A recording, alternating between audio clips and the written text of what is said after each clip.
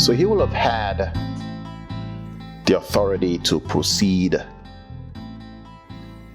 to Damascus and to other places to stamp out the threat to Judaism. And he perceived this new movement, this new Christian faith movement, of which the principal founder and head is Jesus of Nazareth. So Saul, who obviously being so zealous, a rebel in his own cause, wanted to persecute them and shut them up and stamp out Christianity. That was his main focus. So he said, I persecuted them even to foreign cities. That's what he said. Yeah? And like I said before, and if I have not said it, let me say it again. Saul laid waste the church. That is what Luke says. So here we see Saul moving at breakneck speed. He was chasing down those believers, and he launches a fierce campaign,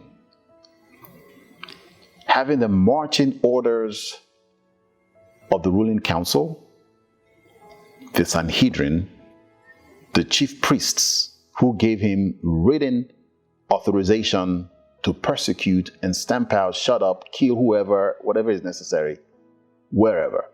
So here we see that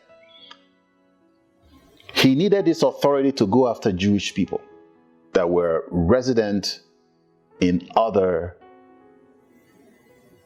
cities, not just in the nation of Israel, but outside of it, like Damascus. Damascus is the capital of Syria, so he was actually going into Syria, into other places, to stamp out Christianity. So the Bible tells us that he's going to begin with a raid. And that raid will be on Damascus. So Damascus is part of the plan. He must have drawn out a plan in terms of where they're going to go, how they're going to get there. You know, he had a strategy. So as part of that, not just persecuting those people who were in Jerusalem. Now, before he started his campaign to Damascus, he said that he laid waste the church. So where they had synagogues in Israel, he had already started the campaign of calumny. Calumny meaning that, you know, persecution, destruction, oppression, to stamp out, to silence, to obliterate, okay, to destroy anything that had a threat to the Jewish tradition, to the Mosaic law, to the Torah. And Jesus, for Saul of Tarsus, was a threat. Since he can't get Jesus, right? Because now he probably had heard that Jesus was dead. I mean, Saul must have heard this gospel message, right? He went to the synagogues. He must have listened and heard them talking about Jesus. And he must have heard that several times. But that did not prick his conscience, because that was not his time of reckoning, his time of salvation. Because I keep telling you that everybody who comes to the Lord, who comes to salvation, has an appointed time, date, season, whatever you want to call it. Everybody has a time for when you're going to get saved. When your right time comes, God will put everything in motion to get you saved. You see, God is the one that starts the process of birthing someone. You can't birth yourself, right? So God is the one that initiates that process, calls you and draws you, right? And he does that by his Spirit and other circumstances for that particular person. That's the work of the Holy Spirit. Now, Saul is ready to kill anybody who will stand in his way. So he tells us, and the Bible paints him to be like a war horse, who has now is ready for drastic measures. So he's breathing fury. Can you imagine somebody who is so angry? I mean, this guy was really on a horse, riding. Sometimes I wish I can just look into the past and see how he must have been riding that horse. He was riding that horse to the ground, just chasing. I mean, he had so much hatred for Christians. He hated Christians. Saul of Tarsus hated Christ. And he hated everything that Christ stood for. And he hated everything that those believers stood for. So since he can't get to Christ, he needs to lash out at those people who were carrying the memory of Christ. You see that? So that's how Satan operates. Satan wants to shut down the gospel message.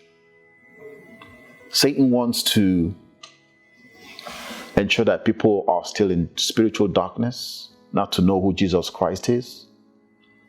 And so he puts a dark cloak, a veil of blackness over the hearts, minds, eyes of people so that they do not know and see who Jesus Christ is.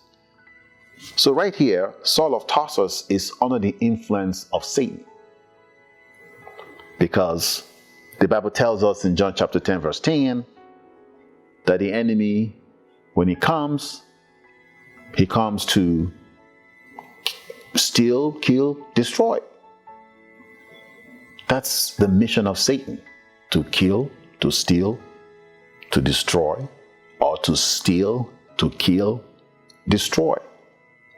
So this is exactly what this man was doing. Saul was going over there, trying to kill and to destroy and to persecute the church. That was his intention. He laid waste the church. The Bible tells us, Luke, the author of the Gospel of Luke, as well as Acts of the Apostle, tells us that Saul of Tarsus laid waste the church. Laid waste the church. You know what that means? It means to want to destroy the church. I mean, that's what he was doing. So he did that in Jerusalem, in other cities across Israel. And then now, as he saw that some of those Jews had taken the gospel message to other surrounding cities and other countries within the Roman province, he wanted to go as far as Damascus to go attack him. So the Bible tells us, that he was breathing. That means he was breathing threats and murder. His very life, breath, and slaughter against the disciples of the Lord. He lived to arrest and kill Christians. Okay? He wanted to exterminate all the Christians. Saul wanted to kill every Christian that he could lay his hands on. He would not be completely satisfied until the Christians were exterminated. So, everywhere they went, he went after them. What was his objective? Extermination and eradication. Obliteration. To completely wipe out everything that is tied to Jesus of Nazareth.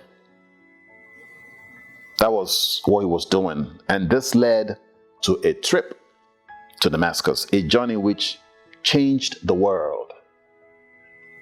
It's amazing, isn't it? This man, Saul, was so highly respected among Jewish authorities that he had permission from them to carry out his war to distant cities. That's what it says in chapter 26, Acts of the Apostles, chapter 26, verse 12, that he'd been given permission to go everywhere and exterminate Christians. The high priest, as president of the Sanhedrin, was head of the Jewish state so far as its internal affairs were concerned, and his authority was upheld by a Roman power. And he acted as the one who had absolute authority to give to Saul. Without authority, bam, Saul takes off to Damascus. Damascus, that's that encounter that will change the world. Let's talk about Damascus. Damascus in ancient times was called by some writer in the past, a handful of pearls and a goblet of emeralds. Why was it called so? Because it was a lovely white city in a green forested area of plains and trees. Not like today. Today, if you go to the current Damascus, or what you're going to find a lot of, high-rise buildings, a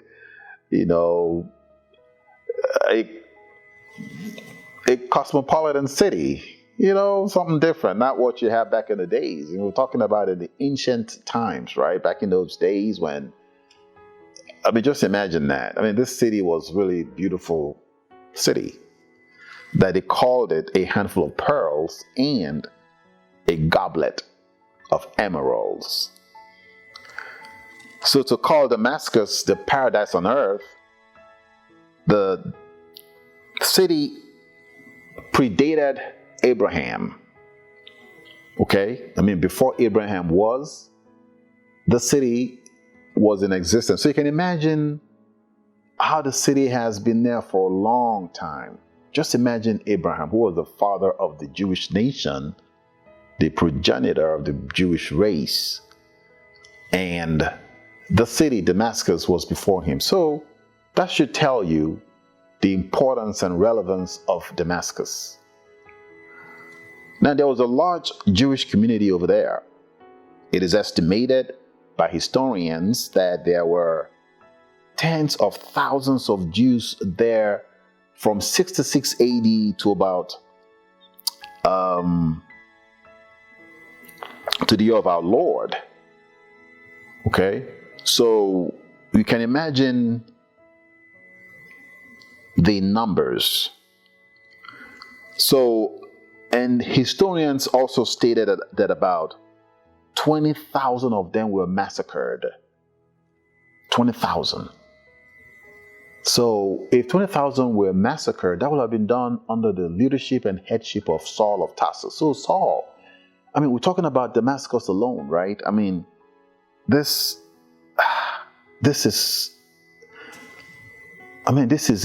is genocide. Saul of Tarsus. So Saul was really a very bad man. Bad dude. But God had plans for him. God can use you no matter what you did. If he got plans for you, he gonna use you. And that's what he did with this man, Saul of Tarsus. Damascus had a number of synagogues with so many Jews in them, right? Many synagogues. Its geographical location was something like, let me just kind of give you an idea. 2,200 feet above sea level, 60 miles inland from the sea coast, right in the corner there of the Mediterranean where Syria meets Turkey today, about 160 miles north from Jerusalem. It was in ancient times the capital of Syria. So it is estimated there were about 150,000 people that lived there was a large city, and it's likely that the Christians there had not yet separated from the synagogues, that the scattered Christians went there and preached the gospel and won a lot of converts. And that's how this whole thing started. It is also likely that there were a Christian leader who had come to faith in Christ and was leading those newly converted Jews, and his name was Ananias. And Ananias will play a critical role in Saul's conversion experience. I want you to remember that name and store it at the back of your mind. And we're going to meet him a little bit later in verse 10. Okay? Paul says about him that he was a devout man according to the law, having a good report of all the Jews which dwelt there in Damascus. So he was a significant leader in the city. No doubt he came to Christ, and this man Ananias had great influence in that early beginning group of Christians. Perhaps also there were believing refugees from Jerusalem, right? So there may have been other people, Jews, who were, as they were being persecuted in Jerusalem and perhaps other surrounding cities in Israel, had taken refuge and ran away into Damascus for shelter. Okay? So we're talking about Jews who were Christians. These are Jewish Christians. Okay? Jewish Christians, and not just Jewish Christians, but there were other people as well who were not of Jewish extraction that were Christians, that were living outside of Israel at the time. Okay? And there were some other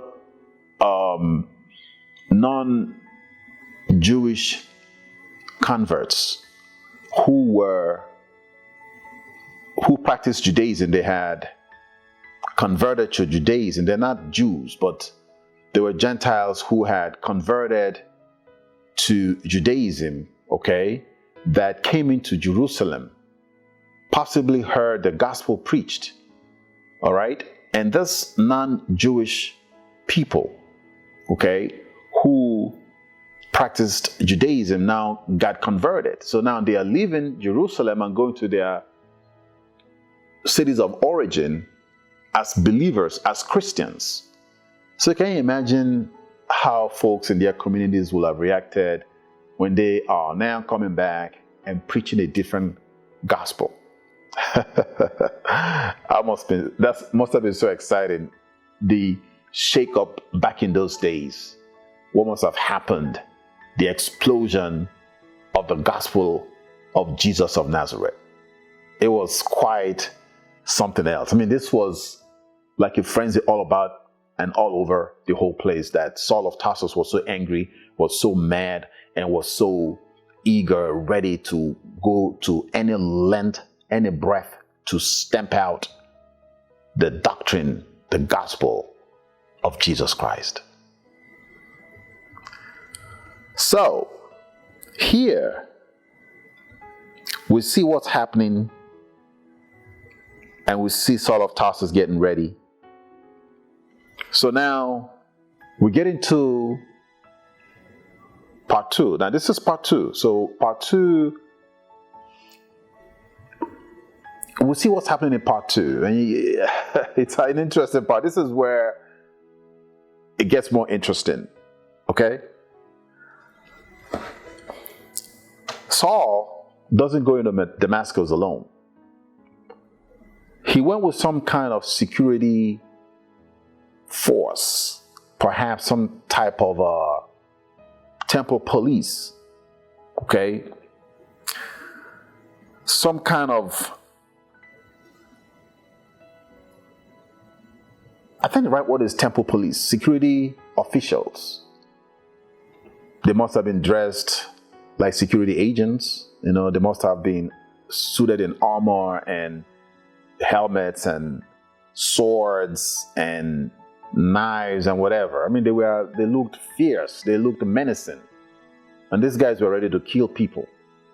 Obviously, they must have had some experience because they had been working with Saul, perhaps, most likely. Not improbable, but perhaps a possibility that they were, right? So they were to be brought back to Jerusalem. So that must have been an outstanding force to bring people back. I mean, to bring people back to Jerusalem, it must be a lot of people. The temple police must have been a lot of people. Because how would you bring all the people back to Jerusalem with 3 or 4 people? Can they hold 100 people down? How are they going to do that? Now, just bear with me because we're going to get more into the details, right?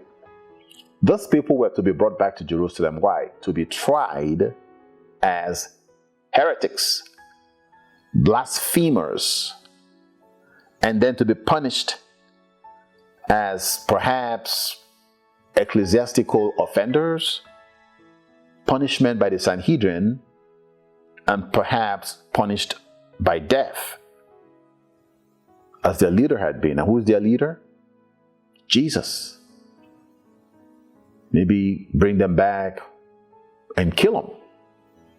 But they can't kill people like that, though. They have to have the cooperation of the Roman government, right?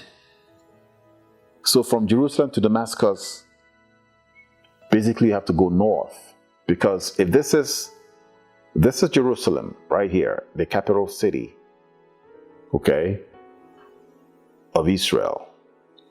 Damascus is up here in the north, right? So Damascus is here, Israel is down here. So Saul would have had to go up north. So that's what he did. He went up north. He went through Judea. Remember that Jerusalem is south of Israel, right? It's in the southern part of Israel. You'd have to go through Judea, which is the southern part of, because Jerusalem is in Judea, which is in the southern part of Israel. He'd had to go through Samaria, which is in the middle part, right? If you remember, Jesus had to go, if you go to John chapter 4, Jesus had to go through Samaria to get to Galilee. So he had to go through Sychar, where he met that woman, okay? So Saul had to go through Samaria. I'm not sure if he went directly through it or he went around it, okay? But he went through it. The Bible tells us he went through. Ideally, Jews like to ostracize themselves from any interaction or contact with Gentiles, right? But in this particular instance, Saul would have had to go through Samaria straight up, okay? And they were all riding horses, okay? So this is what he did, okay? And so he was armed with his commission from the high priest to do what he wanted to do, and all of his entourage. So this entourage, like I keep saying, must have been a lot of people. They almost reached the walls of Damascus. Almost. They almost got to the wall. Remember, Damascus was a city, and back in those days, these cities had, they had walls. Like, those cities were, they used walls as fortresses to prevent attacks from outsiders. Okay? Just like if you go to the city of Jerusalem, they had walls all around it. So, and that's the way it was with Damascus. But then every major city had that. But then you had all these other surrounding little towns and villages and stuff like that. But the major cities really had that. But as he almost got to the walls of Damascus. And when we get to verse 3, as he was traveling, it happened, and this is what it says, verse 3, as he was traveling, it happened that he was approaching Damascus, and suddenly a light from heaven flashed around him, and he fell to the ground and heard a voice saying to him, Saul, Saul, why are you persecuting me? Can you imagine that? So, as he was riding with his entourage, it must have been a lot of people. Perhaps temple police looked like a little army, right? And it was like a raid into Damascus. But obviously, Damascus would have had, it's a different country. They would have had their own army, their own police, security agencies and stuff like that. So there must have been some kind of alliance between Damascus and Jerusalem in terms of whatever. For a foreign invading force to enter its district, enter its city, and come and arrest people. Okay? So, and the authority that was given to them by the Jewish leader. So that authority may have come from the high priest. Remember, the high priest is the president of the country. Okay? Like a de facto leader, right? I mean, even though they were under the rulership and governance of the Roman government, but the Roman government appointed the high priest as the leader of the nation. You see that? So the high priest served as the leader of the nation, reporting into the government. So all those high priests were appointed by the Roman government from Rome. So it will be, so Saul would have been going in the capacity that the president of a country has given him authority to go into another country, to another city in another country, to arrest people. That's how it is seen. So I want you to understand that. Now, the Bible tells us, again in verse 3, and I'm sure that my team would show you that on the screen because it's important that you see those words on the screen. As he was traveling, it happened that he was approaching Damascus, and suddenly a light from heaven flashed around him, and he fell to the ground and heard a voice saying to him, Saul, Saul, why are you persecuting me? And he said, Who are you, Lord? And he said, I am Jesus, whom you are persecuting. But get up and enter the city, and it will be told you what you must do. When I come back, we will continue in part 3 of this message. Stay tuned.